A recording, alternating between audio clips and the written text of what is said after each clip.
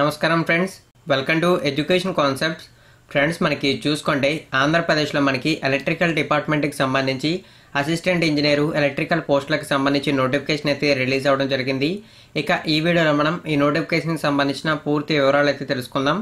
Friends, ఇక ఆలస్యం చేయకుండా వీడియోలోకి అయితే వెళ్దాం. ఫ్రెండ్స్, ఇక్కడ చూసుకోవచ్చు మనకి eastern power distribution company of Andhra Pradesh limited అని కనపడుతుంది. కార్పొరేట్ నోటీస్ అని కూడా కనపడుతుంది. ఇదైతే చూసుకోవచ్చు. ఇక్కడ మనకి చూసుకుంటే recruitment notification for filling for 15 posts assistant engineer electrical posts in APE PDCL అని చెప్పి కనపడుతుంది. ఇక్కడైతే మీరు క్లియర్గా చూసుకోవచ్చు. ఈ పోస్టులకి ఆన్లైన్లో అప్లై చేయాలని చెప్పి మెన్షన్ అయితే చేశారు. ఆన్లైన్ అప్లికేషన్స్ అనేవి మనకి ఫిబ్రవరి 17వ తారీఖు నుండి మార్చి 5వ తారీఖు వరకు తీసుకోవడం అయితే జరుగుతుందని చెప్పి క్లియర్గా అయితే మెన్షన్ చేశారు. అదైతే మీరు గుర్తుంచుకోండి. అదేవిధంగా మనకి మార్చి 5వ తారీఖు మధ్యాహ్నం 1 గంటల లోపు ఆన్లైన్లో ఫీ పేమెంట్ అయితే చేయాలని చెప్పి క్లియర్గా అయితే మెన్షన్ చేశారు. అదైతే మీరు గుర్తుంచుకోండి. మనకి నెక్స్ట్ మరిన్ని వివరాలు అయితే మెన్షన్ చేశారు. ఆ వివరాలు చూసుకుంటే మనకి వేకెన్సీస్కి సంబంధించిన వివరాలు టోటల్గా చూసుకుంటే మనకి 15 వేకెన్సీస్ అయితే ఉన్నాయి. ఈ వేకెన్సీస్కి సంబంధించి మనకి కమ్యూనిటీ వైజ్ కేటగిరీ వైజ్ అయితే మెన్షన్ చేశారు. ఆ వివరాలు అయితే ఒకసారి చూద్దాం. మనకి చూసుకుంటే ఓసీకి సంబంధించి ఓపెన్లో 2 పోస్టులు ఉన్నాయి, లోకల్కి సంబంధించి 3 పోస్టులు ఉన్నాయి, టోటల్గా 5 పోస్టులు ఉన్నాయి. ఓసీ ఉమెన్కి సంబంధించి లోకల్లో 2 పోస్టులు ఉన్నాయి, ఓపెన్లో ఎటువంటి పోస్టులు అయితే లేవు, టోటల్గా 2 పోస్టులు. ఇక ఓసీ పిహెచ్సికి సంబంధించి ఓపెన్లో 1 పోస్ట్ అయితే ఉంది, టోటల్గా 1 పోస్టు. బీసీబీ ఉమెన్స్కి సంబంధించి ఓపెన్లో 1 పోస్ట్ ఉంది, టోటల్గా 1 పోస్టు. బీసీసీ ఉమెన్కి సంబంధించి మనకి ఓపెన్లో ఎటువంటి పోస్టులు లేవు, లోకల్లో 1 పోస్ట్ అయితే ఉంది, టోటల్గా 1 పోస్టు. ఇక బీసీడీ ఉమెన్స్కి సంబంధించి ఓపెన్లో ఎటువంటి పోస్టులు లేవు, లోకల్లో 1 పోస్ట్ అయితే ఉంది, టోటల్గా 1 పోస్టు. ఇక బీసీఈ ఉమెన్స్కి సంబంధించి ఓపెన్లో ఎటువంటి పోస్టులు లేవు, లోకల్లో 1 పోస్ట్ అయితే ఉంది, టోటల్గా నెంబర్ ఆఫ్ వేకెన్సీస్ చూసుకుంటే 1. ఇక నెక్స్ట్ మనకి ఎస్సీకి సంబంధించి ఓపెన్లో 1, లోకల్లో 1 ఉంది, టోటల్గా 2 వేకెన్సీస్ ఉన్నాయి. ఎస్టీస్లో ఉమెన్స్కి సంబంధించి ఓపెన్లో 1 పోస్ట్ అయితే ఉంది, టోటల్గా 1 వేకెన్సీ ఉంది.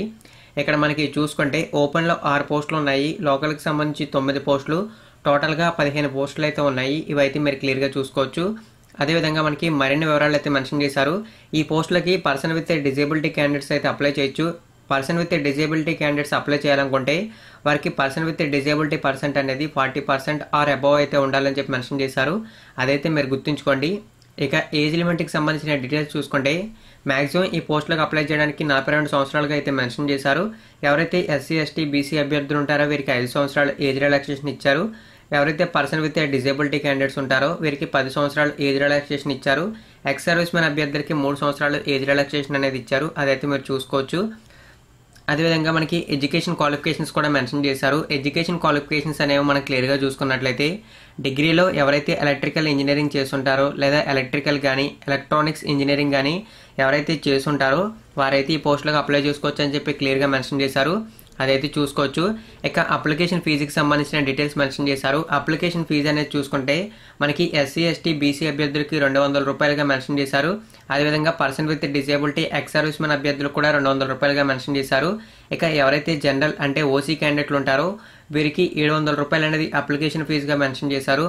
జనరల్గా మనకి చూసుకుంటే జనరల్ ఓబీసీ అభ్యర్థులకి ఒకే రకమైన ఫీజు అయితే మెన్షన్ చేస్తారు. కాకపోతే ఇక్కడ మనకి బీసీ అభ్యర్థులకి మనకి 200 రూపాయల అప్లికేషన్ ఫీజు ఇచ్చారు. ఓన్లీ జనరల్ అభ్యర్థులకు మాత్రమే 700 రూపాయల అప్లికేషన్ ఫీజుగా అయితే ఇచ్చారు.